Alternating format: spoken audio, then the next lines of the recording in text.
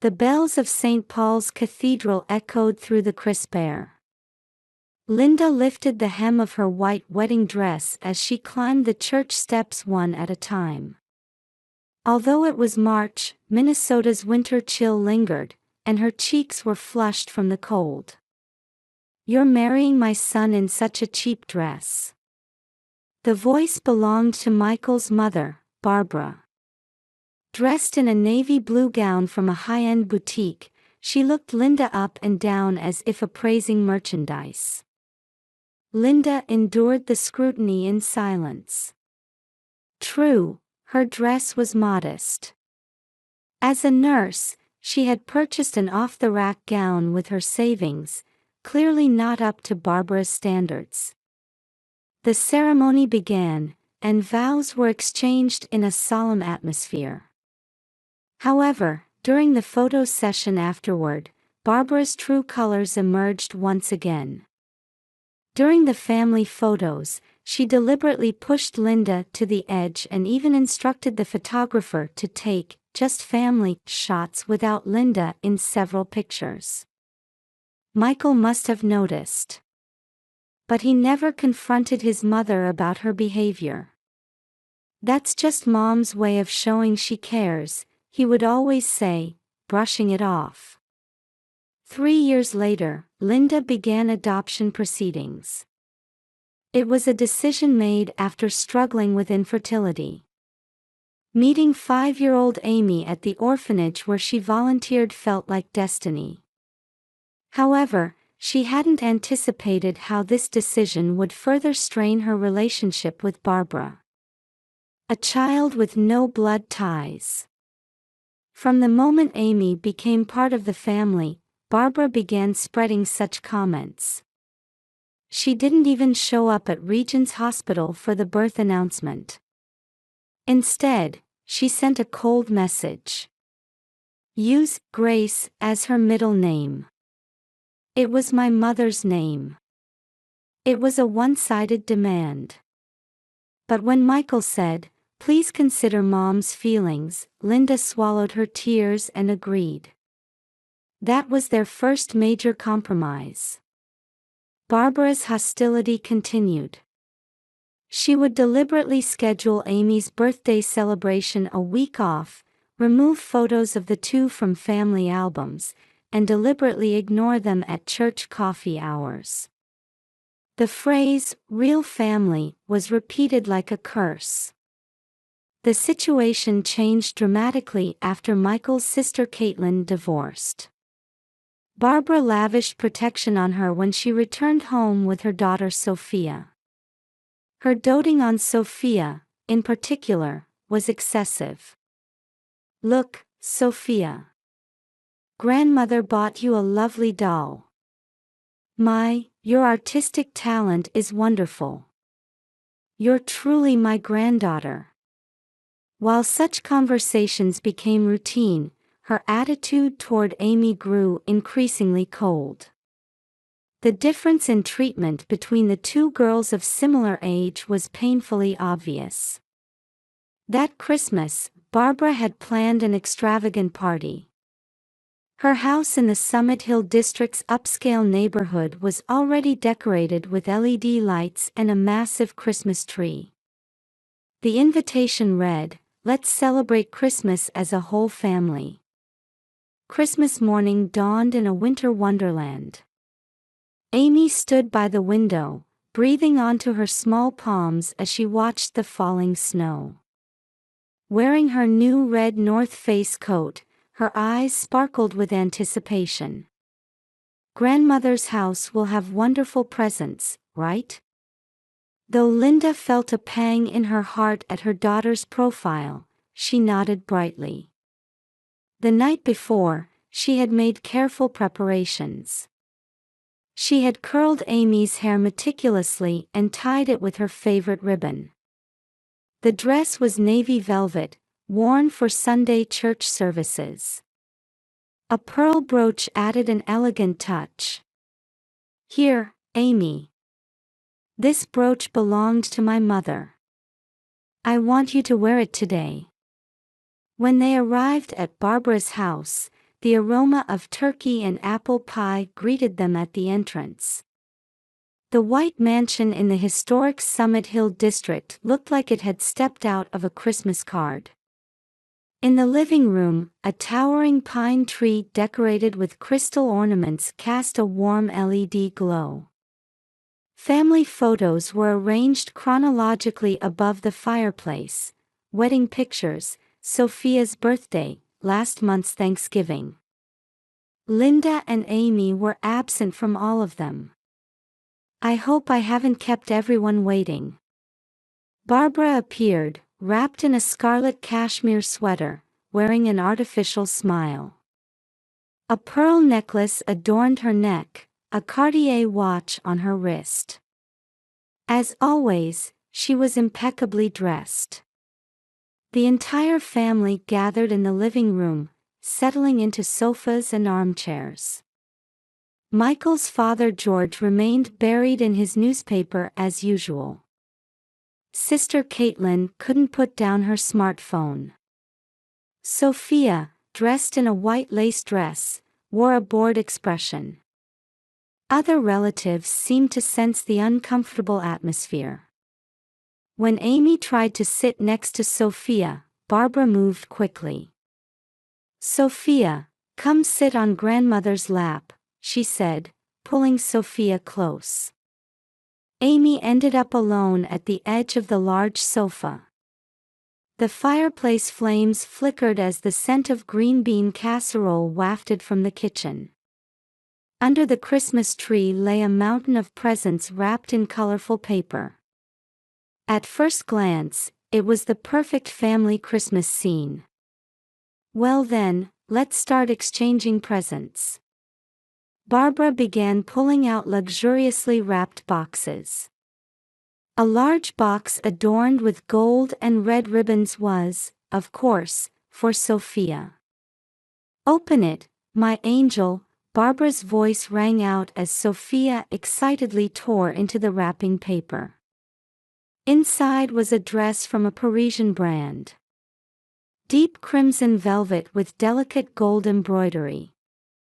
"Oh, how lovely!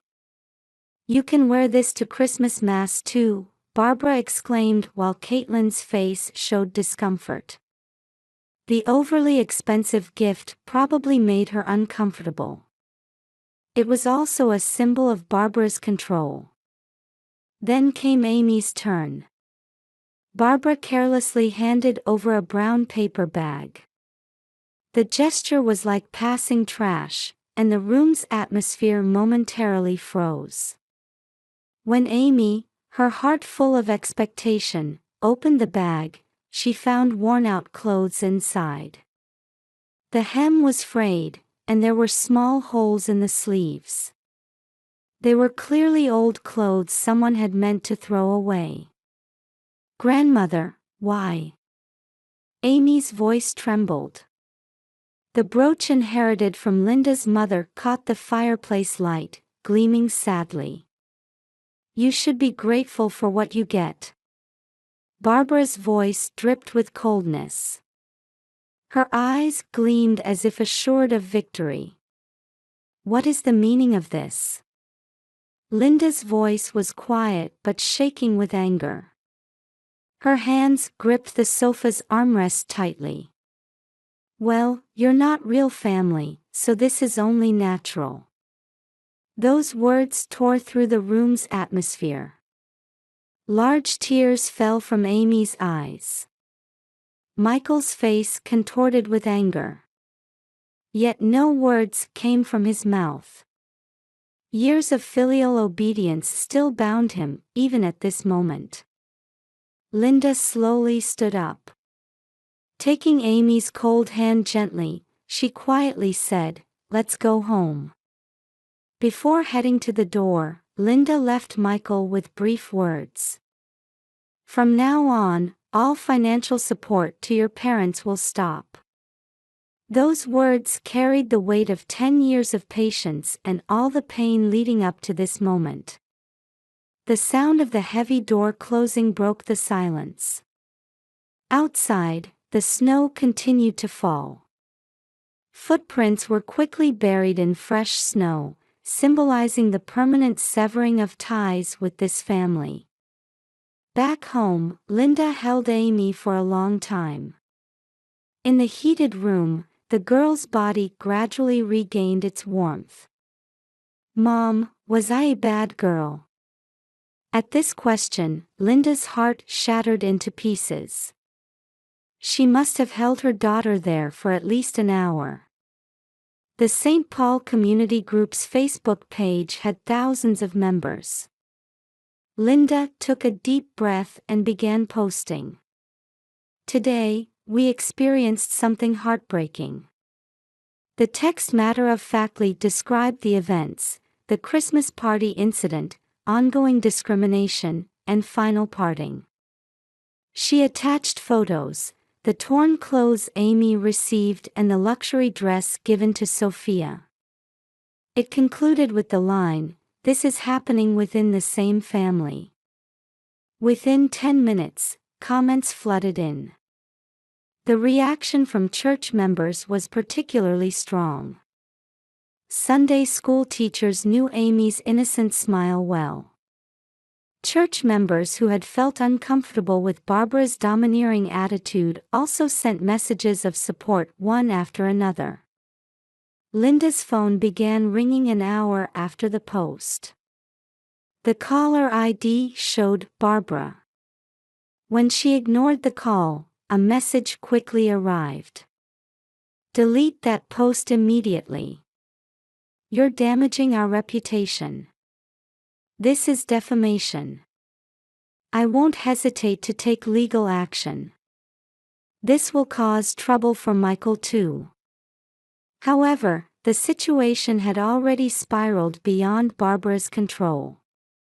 The post was quickly shared and spread to other community groups in the area. The next morning, a local newspaper journalist requested an interview. They wanted to write an article titled "Discrimination at Christmas." Linda politely declined. "This is our family matter. I don't intend to resolve it through the media." But Barbara's anxiety only grew. She desperately tried to contain the situation. "It's all a misunderstanding. I think of Amy as my own grandchild. Those clothes may be old, but they were precious to my mother. The dress for Sophia was special consideration for a grandchild hurt by divorce." These explanatory excuses only drew more criticism. Particularly, the phrase, "as my own grandchild," was criticized as revealing her discriminatory nature. Her position in the church rapidly deteriorated.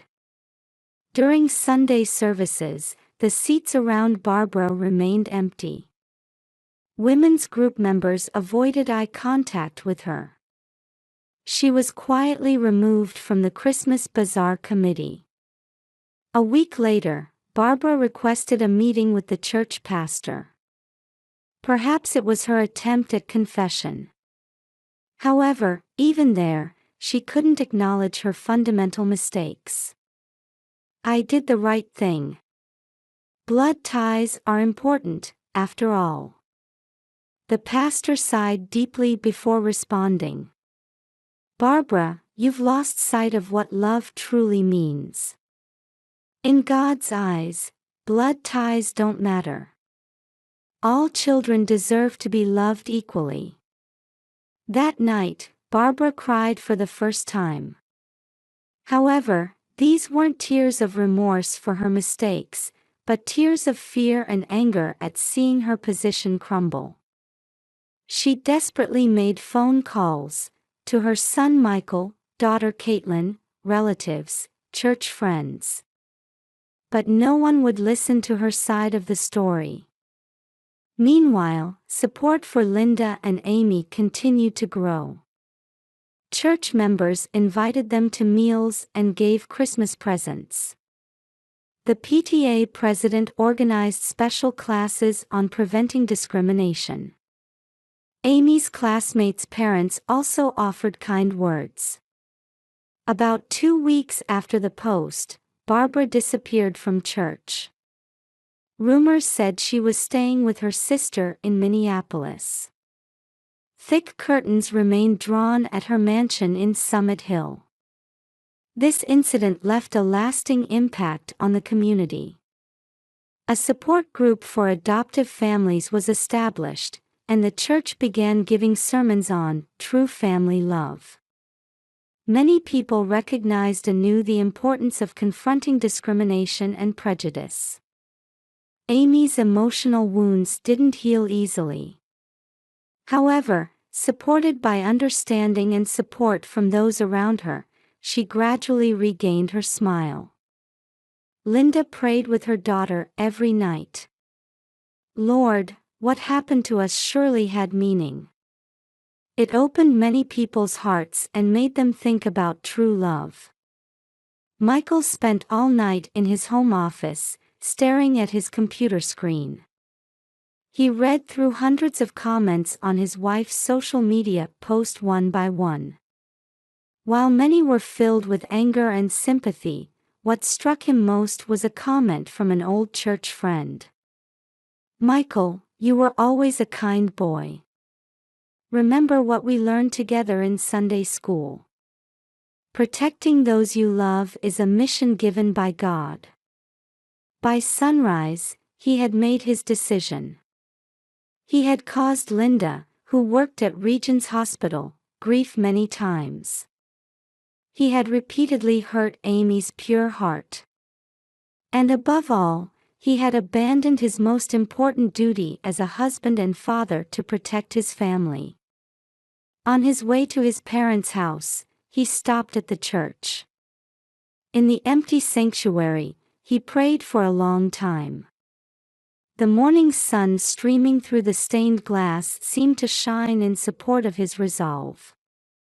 When he arrived at Barbara and George's house, Caitlin was already there. She too looked like she had spent a sleepless night. "Mom, Dad. We need to talk." In the living room, gathered before his family, Michael began speaking quietly but firmly.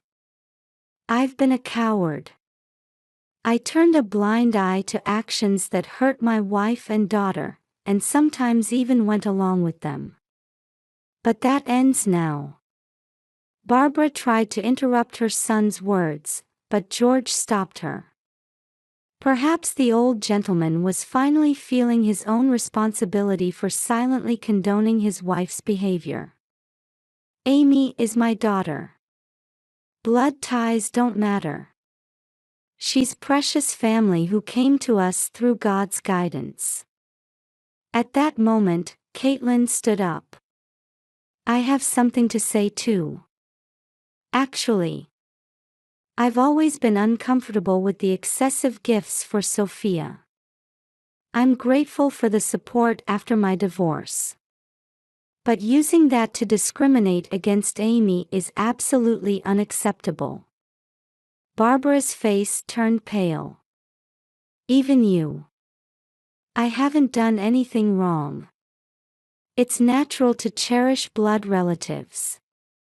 Just then, the doorbell rang. It was the church elders.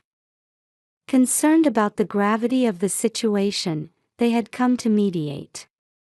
One elder, Thomas Wilson, was also George's friend of 40 years. "Barbara, we've known each other for many years. I've always trusted your good judgment. However, this matter cannot be overlooked." The women's group president also appeared. She pulled out an envelope. Inside were testimonies about Barbara's past behavior, discriminatory remarks toward adoptive families, prejudiced attitudes in church activities, actions that caused division in the community. Everything was meticulously documented. These are testimonies collected over the past 5 years. "We've been watching, hoping you would change." But Barbara collapsed into a chair. For the first time, her expression showed fear of her own actions. However, it wasn't true remorse, but rather anxiety about losing her social status. I. As Barbara stumbled over her words, George spoke harshly to her for the first time in their 40-year marriage. Barbara, we were wrong. Especially me, as a husband who couldn't stop your behavior, I bear great responsibility. But we can still change now. Let's make amends with our remaining years. Those words changed the atmosphere in the room. George's resolve, after years of silence under Barbara's influence, encouraged the other family members. Caitlin spoke through tears. Mom, I was wrong too. I allowed Sophia to become a tool for your affection. This can't be good for my daughter. Michael stood up and walked to the window. Outside, the midwinter sun was encouraging the snow to melt. Everything changes from today. Financial support to our parents will be suspended for now. Instead, I propose counseling. We'll need professional help to heal this family's wounds. Barbara shook her head violently. Counseling. I don't need it. I've only done what's right. At that moment, Sophia came downstairs. In response to her grandmother's domineering attitude, the girl said in a small voice, "Grandma, Amy is my friend. Why are you being mean?" That innocent question completely shattered Barbara's defenses. Perhaps she finally saw herself objectively through her granddaughter's eyes. She covered her face with both hands and began sobbing loudly. The elders quietly stood up. We will continue praying for this family's healing. But it will take time. Michael turned to his father and said, I'll arrange for you to move. You'll need to live elsewhere for a while. I've already arranged to borrow Aunt's house in Minneapolis. George nodded silently. In the old gentleman's eyes, alongside deep sadness, there was a light of new resolve. That evening, Michael returned home. While embracing Linda and Amy, he apologized for a long time. I promise to protect you from now on. Family division is never desirable. However, sometimes it becomes a necessary step toward a new beginning. The path to true love and forgiveness is never smooth. Still, this family had taken their first step. Christmas, 1 year later. In their new home in the St. Paul's suburbs, Linda was cooking turkey.